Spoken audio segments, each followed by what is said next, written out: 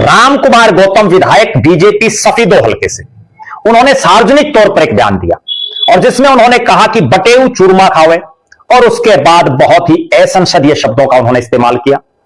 और उसके बाद उन्होंने जो कहा कि सारा से राज चला गया, नायब सैनिक क्यों बनया, आगे भी आओगा थरा लागदार, बिगाड़ लियो के बिगाड़ोगे, उल्लुओ हरियाणा सबका है, कहीं सुसरा शब्द का इस्तेमाल कर रहे हैं। और इस वीडियो के वायरल होने के बाद जाट समाज में एक बड़े स्तर पर एक रोष दिखाई दिया। बहुत लोगों ने सोशल मीडिया पर भी अपनी बातें रखी, अलग अलग प्लेटफॉर्मों पर अपनी बातें रखी। खाप पंचायतें तक करने का ऐलान किया गया और खाप पंचायत में माफी मांगे राम कुमार गौतम, इस तरह तक की भी बातें उठी। आखिर राम कुमार गौतम क्यों इन शब्दों का इस्तेमाल कर रहे हैं? हालांकि उन्होंने स्पष्टीकरण दिया, उन्होंने कहा कि वो किसी जाति का नाम लेकर के उन्होंने बात नहीं की।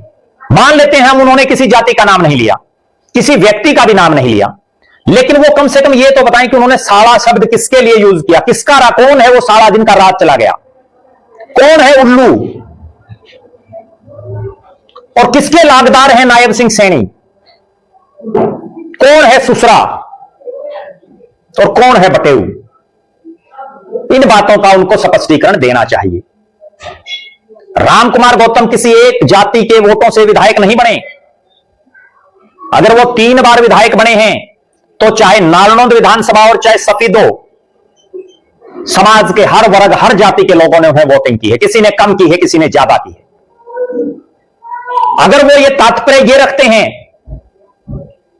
जैसा उन्होंने भी कहा कि वो तो उनके लिए कह रहे थे जिनका राज चला गया। अब राम कुमार गौतम बीजेपी में रह चुके हैं, कांग्रेस में रह चुके हैं, जेजेपी में रह चुके हैं, निर्दलीय रह चुके हैं। कौन सी पार्टी बच गई? चौधरी देवीलाल के परिवार की पार्टी में वो रहे, कांग्रेस में वो रहे, बीजेपी में वो रहे और निर्दलीय वो रहे।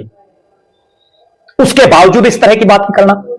और हरियाणा में सबको पता है कि 2014 में जब बीजेपी का राज बना, उस समय जो कुरुक्षेत्र के सांसद राजकुमार सैनी बीजेपी के थे, उन्होंने कुछ इस तरह की बयानबाजी की जिसकी वजह से उस समय भी समाज में आपसी जो ताना बाना है उसको बहुत बड़ा धक्का पहुंचा। 2016 में जाट आरक्षण आंदोलन हुआ जिसमें बहुत युवाओं ने, बहुत लोगों की कुर्बानी हुई, बहुत लोगों पर मुकदमे हुए, बहुत बड़े स्तर पर संपत्तियां नष्ट हुई।